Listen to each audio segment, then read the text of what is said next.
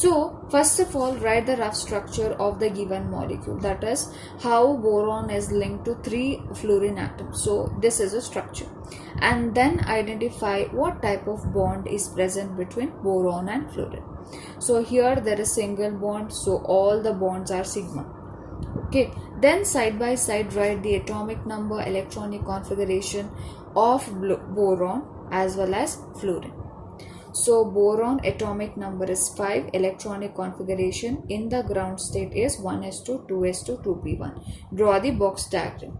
Okay, so n is equal to 2 is the outermost energy level. Therefore, you have to draw the box diagram only for the outermost energy level. Why? Because they will be involved in the bonding.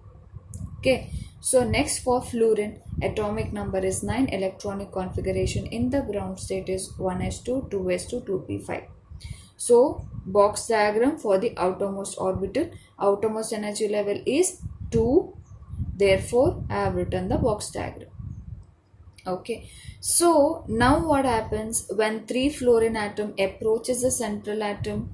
There will be excitation of electron. Why? Because there are only 1 unpaired electron. The requirement is 3 unpaired electron, correct? Therefore, the paired electron will get shifted to the empty orbital.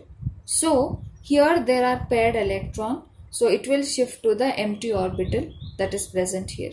So, it got unpaired. Already one was there. One electron got excited from 2s to 2p. Okay, so this is the configuration now. 1s2, 2s1, 2p2. Clear? Now what is the hybridization? See, based on the number of sigma bonds, those many number of unpaired electrons are required. So where are the unpaired electrons in the last energy level? 1 is present in 2s, then 2 are present in 2p. Okay, so 1 is present in 2s orbital, 2 are present in 2p orbital. Therefore, what is the hybridization? It is sp2. How many hybrid orbitals are formed? 1 plus 2 is 3. So 3 hybrid orbitals are formed. Why it is sp2? How many s orbitals are involved? 1. So 1. How many p orbitals are involved? 2. Therefore, 3 sp2 hybrid orbitals are formed. What is the hybridization? sp2 hybridization.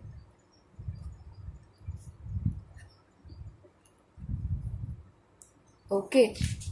Then, if the hybridization is sp2, what is the geometry? Geometry is trigonal planar. If the hybridization is sp2, what is the bond angle? Bond angle is 120 degree. So how you will write the statement for this hybridization? See, 1 2s orbital, 2 2p orbital, hybridize to give 3 sp2 hybrid orbitals. Hybridization is sp2, geometry is trigonal planar, bond angle is 120 degree. Now you have to draw the orbital diagram. Okay, so based on the number of hybrid orbital, those many lobes you have to draw for the central atom. So how many lobes? When you are drawing also, this point I have already mentioned in my previous videos. See, on the plane of the paper, there is a method how you have to represent the orbital diagram. Randomly, however you want, you cannot draw it. See, the geometry is trigonal planar.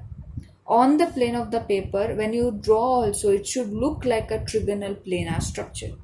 Clear? So, as I said, 3 lobes you have to draw for boron. Okay, I hope it looks like a trigonal planar structure. What does it contain? It contains unpaired electron. Now what should happen? It should overlap. So here it will overlap with the pz orbital of chlorine. That's why here this labeling is required. Okay, where is the unpaired electron? It is there in the pz. See, only for one we are writing, one fluorine atom. But we have to keep it in mind that there are 3 fluorine atoms. So individually it has 3 unpaired electron. okay, together as a whole for this molecule. So how p orbital is indicated? It is indicated by a dumbbell shape. So this hybrid orbital will overlap with the pz orbital of fluorine. What does pz orbital contain? It contains unpaired electron.